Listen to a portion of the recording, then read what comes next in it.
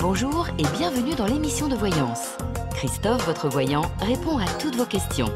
Il s'appuie pour cela sur les tarots et sur son étonnante faculté d'intuition. Bonjour à tous et bienvenue sur le plateau de l'émission de voyance.com. Eh bien, écoutez, je suis ravi de vous accueillir pour cette émission spéciale, cette émission dédiée en partie à Mercure rétrograde. Voilà, Mercure qui est rétrograde en, en taureau. Qu'est-ce que je voulais vous dire? Donc, je vais répondre à une ou deux questions et après, j'aborderai la rétrogradation de Mercure. Et voilà. Voilà. Et j'espère que comme nous avons aussi changé de webcam, hein, c'est la raison pour laquelle on n'a pas pu faire d'émission hier, c'est que, eh bien, elle est à Jacques Est pour elle. Et donc, bon, merci de Rominet. Moi aussi, ça me fait plaisir que vous soyez là. Je vais pas dire de vous voir, mais que vous soyez là, ça me fait plaisir. Donc voilà, allez, c'est parti. Je vais commencer par la question de Marie-Pierre. Marie-Pierre, bonjour. Financièrement, allez-vous vous en sortir? Ouais, bah, c'est peut-être des petits réglages qu'il faut faire, mais bon, on verra, hein. L'essentiel, c'est pas mon look, c'est ce que je dis. Allez, c'est parti. Voyons Marie-Pierre au niveau financier, ce qui ressort.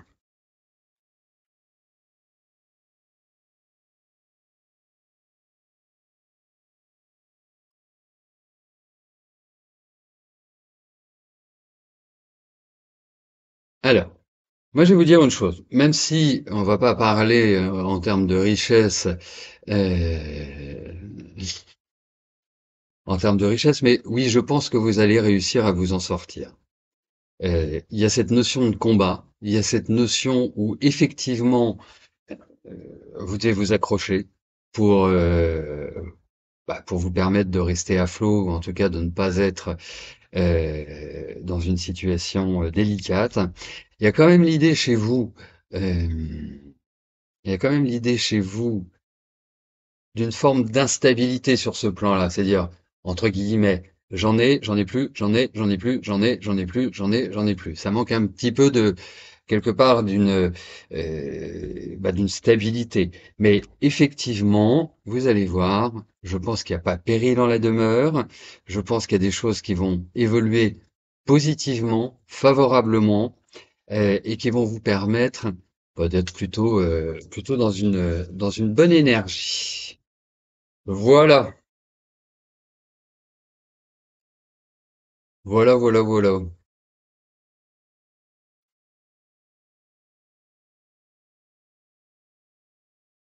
Christiane, bonjour. Vous avez subi une intervention chirurgicale mercredi dernier. On vous a enlevé un polype. Est-ce que je peux vous dire s'il est cancéreux? Allez, voyons pour le polype.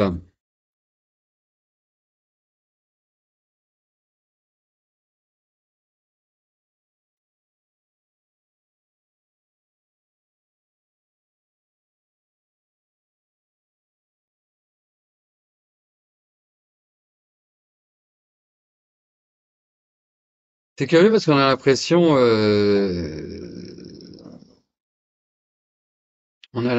que c'est quand même un polype qui était là depuis un certain temps. Hein. C'est pas forcément le truc, voilà. Donc ça peut représenter aussi d'autres polypes. Après, est-ce qu'il est cancéreux? En tout cas, je vois rien de gravissime. Vous voyez? Rien que l'on puisse envisager comme étant le, le démarrage d'une mauvaise aventure sur le plan de la santé. Voilà. C'est comme ça que je l'aborderai. C'est comme ça que je le vois. Voilà, Christiane.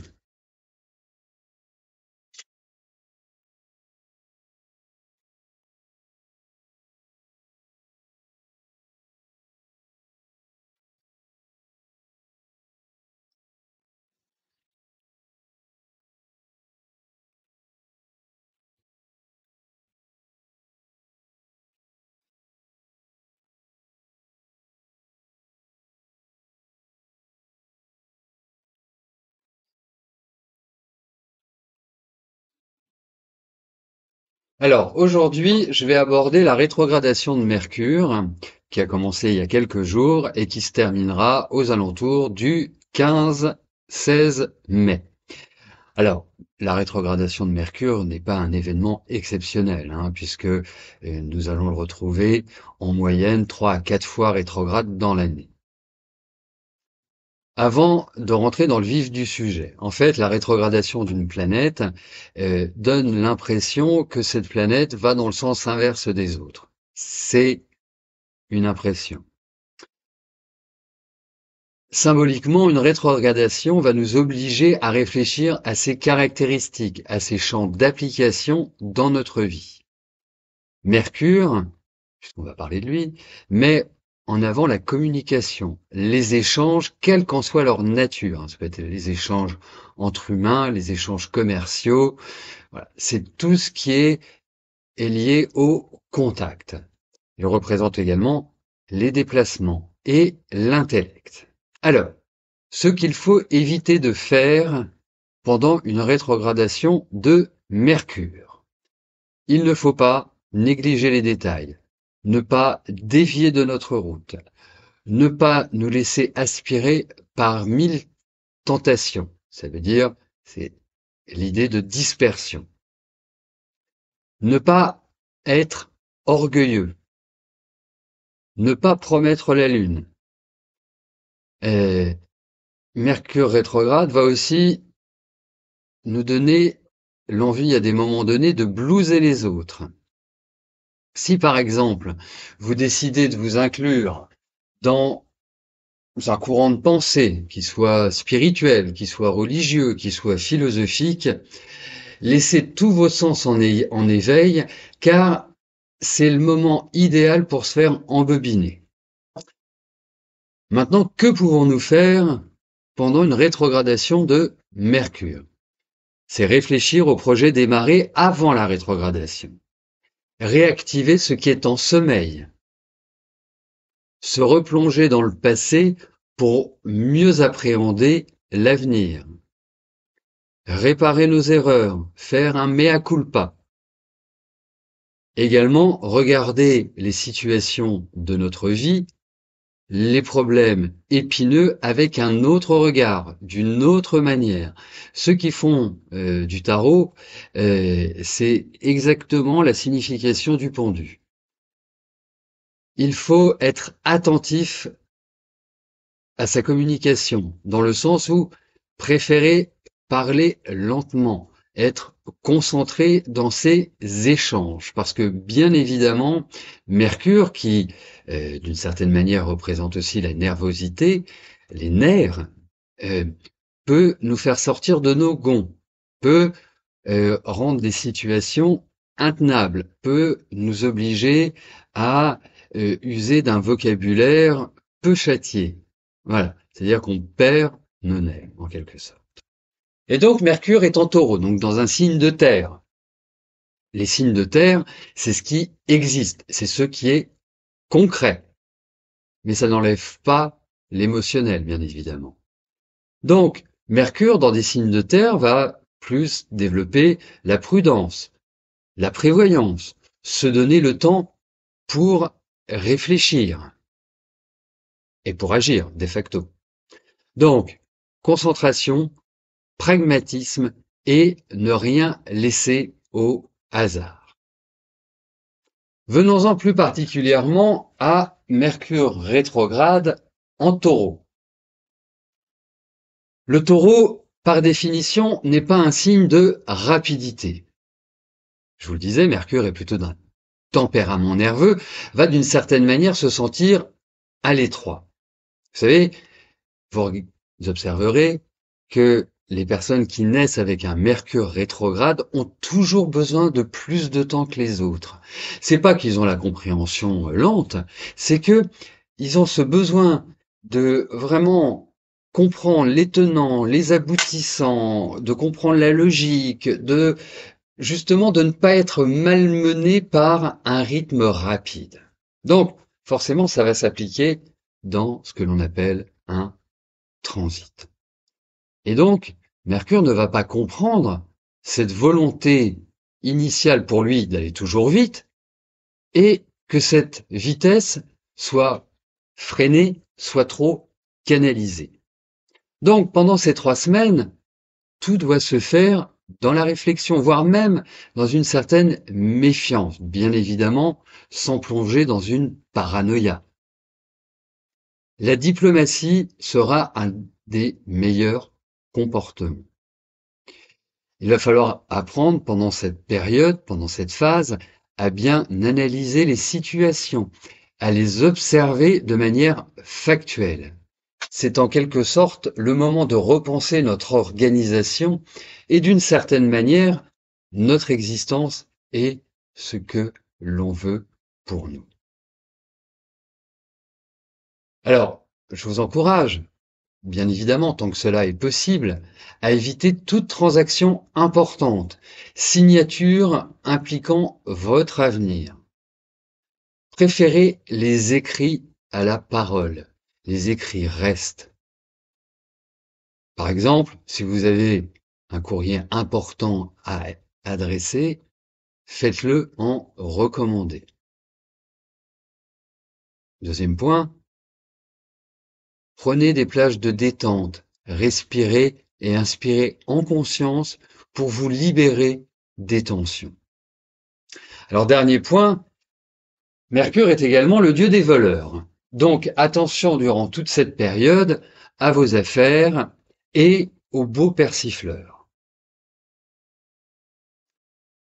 Alors, les signes qui sont a priori plus sensibles à ce transit, et quand je dis a priori, je me base toujours sur le soleil, c'est-à-dire le signe de naissance, mais bien évidemment, votre thème astral est composé d'autres planètes qui vont être dans d'autres éléments et qui vont activer des aspects, des énergies. Donc, ceux qui sont a priori les plus affectés par ces transits sont les taureaux, les lions, les verseaux, sans oublier, bien évidemment, les scorpions. Donc, il est préférable, durant cette période, de prendre de la hauteur sans trop vous exposer. Il faut éviter les imprudences. Alors, éviter les imprudences, ça peut être dans notre communication, mais ça peut être aussi dans nos déplacements, puisque Mercure régit les déplacements. Donc, soyez prudent en voiture, ne roulez pas trop vite, ou en trottinette, ou à vélo, ou à scooter, enfin tous les modes de déplacement. Voilà. Si vous êtes au volant, soyez prudent, tout simplement. Pour les Vierges et les Capricornes, faites attention à ne pas être trop cash et à ne pas trop dire ce qui vous passe par la tête. Il est peut-être préférable dans un premier temps de garder vos émotions pour vous, de les mûrir. Alors, surtout que, a priori, les Vierges et les Capricornes ne sont pas connus pour être des gens qui vont euh, parler impulsivement. Mais cette position peut justement libérer un peu trop la parole. Pour les autres signes, je dirais que vous n'êtes pas trop marqué par ce passage planétaire. Il faut juste être attentif et gérer votre vie de manière rationnelle. Alors, dans un deuxième temps, nous allons regarder, si vous avez votre thème astral, regardez à quoi correspond le taureau par rapport aux maisons astrologiques. Donc, dit d'une autre manière, dans quelle maison astrologique se situe le taureau. Et donc, à partir de là, vous allez découvrir ce qu'il représente en fonction des maisons. Alors, vous êtes ascendant taureau, donc vous regardez bien le degré de votre ascendant et le degré du taureau, puisqu'il commence sa rétrogradation à 15 degrés. Si par exemple votre ascendant est à 28 degrés taureau, il ne sera pas en maison 1, mais il sera en maison 12. Si votre ascendant est à 2 degrés du taureau, il sera en maison 1. Voilà. Donc vous placez juste Mercure rétrograde, qui est à 15 degrés, et il ne fera que reculer. Donc, si Mercure rétrograde se situe dans votre maison 1, alors ça, cela va amplifier la nervosité et l'impatience.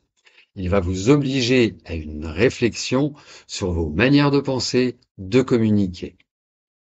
En quelque sorte, introspection, examen de vous-même, et vous verrez que dans 15 jours, 3 semaines, vous n'aurez plus exactement la même façon de penser, ou en tout cas, vous aurez réussi à dénouer certains problèmes, que ce soit dans votre manière de communiquer, ou que ce soit par rapport aux problématiques de votre vie. Puisque la maison 1 correspond à l'ascendant. La maison 2, là on va beaucoup plus parler des avoirs, donc des finances, des valeurs, et puis d'une autre manière, des samskaras, les samskaras étant les dons que l'on a à la naissance sans les avoir travaillés. Donc, ce n'est absolument pas le moment d'investir ou de réaliser des placements financiers. Il s'agit plus de réfléchir, de structurer. Mentalement, bien évidemment, avec pour objectif de fonder des bases matérielles plus solides. Cela peut représenter des retards sur le plan matériel, des situations qui se débloquent mais pas suffisamment vite. Cela peut toucher également tout ce qui est en rapport avec la nutrition. Cela peut toucher également vos valeurs, à réfléchir d'une certaine manière à votre place, à votre manière de voir les autres, de les considérer et donc de les appréhender. Si vous avez Mercure en maison 3, la maison 3 étant la maison de la communication, et symboliquement Mercure en maison 3 est chez lui, puisque c'est la maison des Gémeaux, cela va créer pas mal d'ennuis, pas mal de retards, de contretemps. C'est peu favorable aux signatures de contrats, quel que soit le type de contrat, et cela va vous pousser mécaniquement à une réflexion, à l'approfondissement de certains domaines de connaissances. Lorsque vous avez en maison 4, et pour les férus d'astrologie, la maison 4 est également appelée le fond de ciel. Il représente les racines, la maison. Et donc, cela va toucher directement la famille, les racines et occasionne des contraintes. Si par exemple vous déménagez ou que vous faites des travaux, vous risquez de vivre quelques désagréments ou de voir des aménagements bâclés ou les finitions ne seront pas à la hauteur de vos espérances. Il faut s'attendre à des tensions, à des désaccords, à des discussions animées et des inquiétudes, par exemple concernant une femme de votre entourage.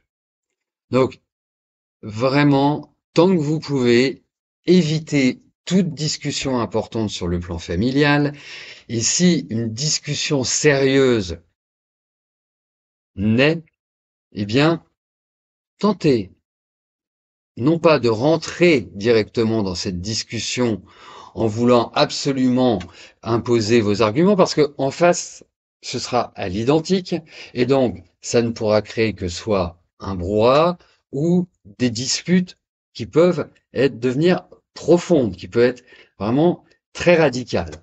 Donc, préférez, dites-le sur un ton de la plaisanterie, écoute, nous aborderons ce sujet d'ici une quinzaine de jours, quand Mercure redevient direct. Voilà, ça va stopper net la discussion. On va vous regarder avec une tête ébahie, mais ça vous évitera justement de rentrer dans des discussions qui ne sont pas vraiment idéales à porter pour l'instant. En maison 5, la maison des amours, la maison des enfants, la maison de l'image de soi, la maison des créations. Alors, il va y avoir une double approche avec ce transit. D'un côté, cela peut représenter une transformation positive de l'image de soi simplement par une auto-analyse objective. Vous vous regardez dans la glace, c'est l'effet miroir. Ça peut permettre de structurer un projet ou en tout cas de redéfinir les fondamentaux de ce projet en vous disant, tiens, une sorte de challenge entre vous et vous en vous disant, est-ce que, voilà, j'ai pensé mettre en place ce projet de cette manière-là. Est-ce qu'il y a peut-être une autre voie ou est-ce que ça paraît idéal de le développer de cette manière-là? Voilà. Et, par exemple, pour le rendre plus créatif ou déceler ce qui mérite d'être corrigé, amélioré. Et de l'autre, cela peut se traduire par une forme de mutisme, d'inhibition et un déficit de confiance. Alors, si on parle des enfants,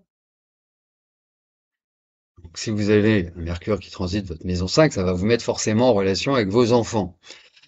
Alors, bien évidemment, ça peut représenter des enfants qui vont vous dire exactement ce qu'ils pensent, et quitte à être blessant parce que la communication sera malvenue ou la forme ne sera pas véritablement idyllique, peut aussi du stress ou une forme d'inquiétude par rapport aux enfants. Mercure en maison 6, maison du travail, maison des obligations et maison de la santé dans le sens des maladies chroniques. Donc, prenez soin de vous. C'est le moment opportun pour revoir votre hygiène de vie, comme votre alimentation, votre rythme quotidien, pour accéder, in fine, à un meilleur être. Parce que, avec ce transit, vous risquez d'être submergé par un quotidien agaçant, envahissant, voire anxiogène. Donc, vous le savez, donc, prenez de la hauteur, canalisez les énergies et ne vous laissez pas abreuver par des flots de nervosité, par des flots d'impatience et soudainement envoyez bouler tous ceux qui sont autour de vous, parce que c'est le risque. Et au niveau de la santé, Mercure régissant toute la sphère ORL et tout ce qui va être en rapport avec la communication, mettez un petit chèche, une écharpe, parce que les coups de froid sont tout à fait probables. Maison 7, maison des associés, dans toute sa largeur, c'est-à-dire associés professionnels, mariés et autres. Ce sont aussi les ennemis déclarés. Alors, je vous dirais une chose, c'est que pendant cette période, faites peut-être une retraite, isolez-vous du monde extérieur, mais est-ce réellement possible de le faire? Si oui, c'est une très bonne occasion. Après, bien évidemment, pour 95% de ceux qui ont ce transit, ce ne sera pas possible. Donc, préférez aborder les aspects relationnels dans la clarté, parce que c'est pas forcément ce que vous ressentirez extérieurement, c'est pas forcément ce que les autres traduiront. Et en revanche, le bon côté, c'est que vous allez ressentir beaucoup plus facilement, beaucoup plus intuitivement ceux qui mentent, ceux qui dissimulent, ceux qui vous la font à l'envers. Alors, évitez tant que c'est possible d'engager toute action contractuelle, toute association par signature de papier. Il est préférable de donner du temps au temps et de ne pas vraiment engager de discussion ayant une portée pour votre avenir. Alors, en maison 8, donc globalement, ceux qui vont être ascendant Balance. Là, c'est un bouillonnement intellectuel, un bouillonnement dans votre cerveau qui va faire remonter vos échanges du passé, qui vont vous obliger, d'une certaine manière, quand je dis vous obliger, c'est un mécanisme qui se fera naturellement, mais à les décortiquer, à comprendre ce qui a fonctionné, ce qui n'a pas fonctionné, quelles sont les erreurs que vous avez commises. C'est tout un processus, quelque part, qui va vous permettre de voir la réalité en face. Alors, comme on est dans la maison du Scorpion, c'est jamais dans la douceur, hein. C'est un phénomène de transformation qui va se faire au fur et à mesure, mais qui va vous obliger, parce que si vous le faites pas, de toute façon, dans le Scorpion, c'est toujours une obligation, hein, donc, qui va vous obliger à, vous rendre compte, tout simplement. Donc, euh, le risque, Le risque, c'est de se transformer en une véritable cocotte minute, car la pression intérieure sera extrêmement forte. Donc, travaillez sur le calme, méditez, ressourcez-vous au moins une fois par semaine à la campagne ou au bord de la mer, ou faites un travail un travail. Ayez une activité qui vous permettra d'être un peu plus détendu et surtout de savoir où vous en êtes. Donc, c'est une obligation, surtout que à l'heure actuelle, Mercure est conjoint à Uranus.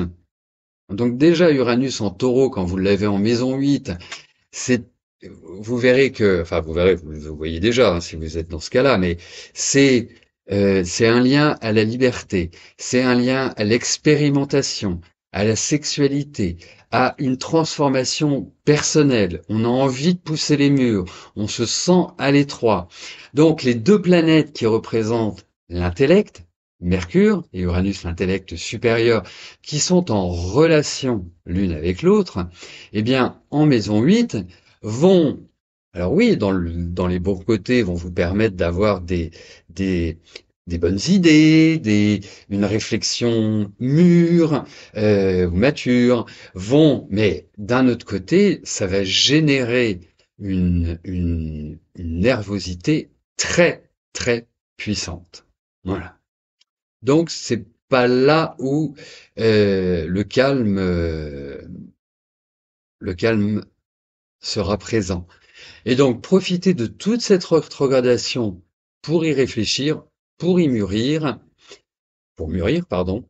Et dès que la fin de la rétrogradation arrivera, bon, il y a toujours cette phase de retour au point de rétrogradation. Dès que cela sera atteint, vous verrez que les idées seront nettement plus claires et que vous aurez réglé, à mon sens, pas mal d'éléments dans votre vie. Alors, je m'attarde un peu sur la maison 8, parce que c'est une des maisons les plus difficiles en astrologie, avec la maison 12, donc je m'attarderai aussi un petit peu sur la maison 12. Euh, mais effectivement, voilà, relax, méditation, rescue, euh, tai chi, qigong, tout ce que vous voulez, qui sera bon pour vous, un punching ball, tout ce que vous voulez. Lorsque vous l'avez en transit en maison 9, qui est la maison des grands voyages, des grandes études, de la pensée philosophique, religieuse, euh, alors, je dirais, tant que vous pouvez, éviter les longs voyages, parce que il y a un risque de retard, il y a un risque d'annulation d'avion, ou vous risquez de passer par cet endroit et d'être bloqué. Enfin bref, tout ce qui est dans les déplacements est d'une certaine manière fragile. En revanche, c'est un excellent moment pour vous ouvrir à la connaissance et pour comprendre des situations ou des philosophies ou des mécanismes intellectuels que vous n'aviez pas forcément compris jusqu'alors. Donc, c'est vraiment quelque part le développement permettant d'aborder avec un autre regard, d'une nouvelle manière, l'existence. Maison 10. Là aussi, c'est un passage important puisque la maison 10 concerne notre évolution sociale. ça aussi le père, mais là je l'aborderai plus dans l'idée de prendre une grande inspiration, de ne pas prendre tout à cœur dans votre travail, si vous voulez éviter de flancher sous la pression et la tension. Vous pouvez vous rendre compte de ce que vous faites ne vous motive absolument plus, donc il y a une envie d'autre chose, et donc c'est sans en parler, gardez-le pour vous, mûrissez votre réflexion pour considérer vos ambitions et vos objectifs futurs d'une autre manière. Maison 11, maison des projets et des amis. Là, vous mettez le pied sur le frein. Si vous vous dites, tiens, je vais lancer un nouveau produit, tiens, je vais ouvrir ma société, tiens, je vais effectuer des démarches auprès d'autres entreprises pour les solliciter pour une éventuelle embauche. C'est pas le moment. Vraiment pas le moment. Par rapport aux amis, ça peut être des discussions désagréables. Ça peut aussi vous permettre de vous rendre compte que finalement, certains de vos amis ne sont non plus exactement le même niveau d'amitié que ce qu'ils avaient précédemment. Cela peut créer effectivement une forme de désordre ou des discussions un peu trop houleuses et qui prennent la forme d'un pugilat. Vous voyez. Euh, donc, ça peut être une forme de tri dans votre environnement, mais voilà, comme ce que je disais tout à l'heure pour la maison 4, ce n'est pas le moment d'aborder des sujets épineux. Ce n'est pas le moment de reprocher un de ses amis ou si vous avez un ami qui vous reproche quelque chose, vous lui dites simplement, j'ai bien entendu ce que tu m'as dit, reparlons-en un peu plus tard, et vous le dites, Mercure est rétrograde. Donc, on n'arrivera pas à trouver vraiment de, euh, de solution ou d'examen sur ce que tu me dis. Voilà. Vaut mieux décaler dans ces cas-là. Et nous allons terminer notre exploration par la maison 12, la maison des poissons, la maison symboliquement des épreuves. Correspond aussi à la santé, mais la santé, voilà, des maladies qui se développent, qui ne sont pas forcément perçues médicalement ou que l'on ne connaît pas. Et c'est aussi, ça représente aussi les ennemis cachés. Donc Mercure rétrograde offre quand même en transit en maison 12 un programme assez sensible et quelque part, détachez-vous de votre corps, voyez, observez exactement ce qui se passe autour de vous. J'oserais même dire ce qui se trame autour de vous. L'envie naturelle va être de vous isoler, de réfléchir intensément à la vie et d'une certaine manière d'avoir envie de vous libérer de ce qu'on pourrait appeler des chaînes qui vous empêchent. Donc, il est préférable de cultiver la patience, de cultiver l'intuition, de lire, d'écouter des podcasts, de quelque part de cultiver votre jardin pour justement ne pas être euh, dans une énergie où vous subissez le mouvement de Mercure par par cette tension, par cette peut-être un esprit aussi de trahison. Euh, il faut être il faut être dans l'intellect et pas dans le mouvement, quelle que soit la nature du mouvement. Alors effectivement, au niveau de la santé, c'est tout ce qui va concerner euh, tout ce qui va concerner les aspects respiratoires, tout ce qui va concerner on est dans le taureau, donc la nutrition, ça peut vous donner alors il y a toujours un double aspect, hein, c'est toujours binaire, mais soit de devenir un ascète ou de plonger dans la boîte de gâteaux et de ne plus pouvoir arrêter. Il y a une espèce de côté un peu obsessionnel ou mécanique dans cet aspect, dans cette position, dans ce transit de Mercure rétrograde en 12. Voilà. Si vous avez ce transit-là, peut-être si vous avez une intervention chirurgicale, c'est peut-être mieux de la déplacer. Pourquoi je vous dis ça? Parce que Mercure représente la main du chirurgien. Voilà.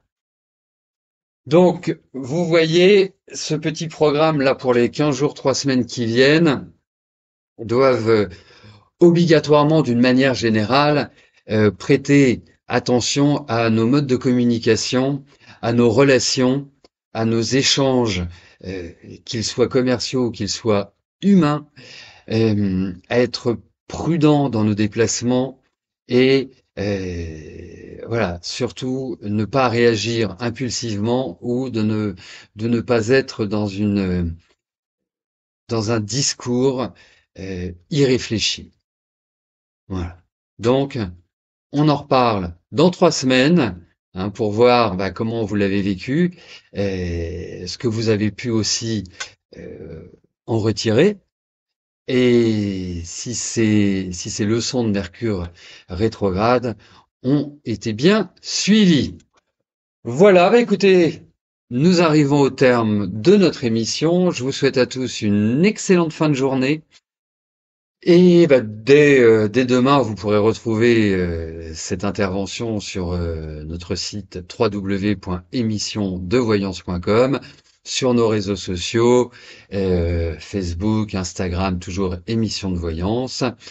Nous nous retrouvons bien évidemment demain pour notre prochaine émission et pour les réponses à vos questions. Je pensais que mon intervention serait moins longue que celle de la nouvelle lune. Je crois que je me suis un peu trompé. Mais bon, autant le savoir. Vous avez, j'espère, appris plein de choses et que le souhait que j'en fais, c'est que tous ces éléments vous permettent d'avancer positivement et surtout d'éviter les écueils de Mercure rétrograde. Je vous dis à très bientôt. Merci pour votre fidélité, merci pour votre confiance et à plus tard. Merci, bye bye.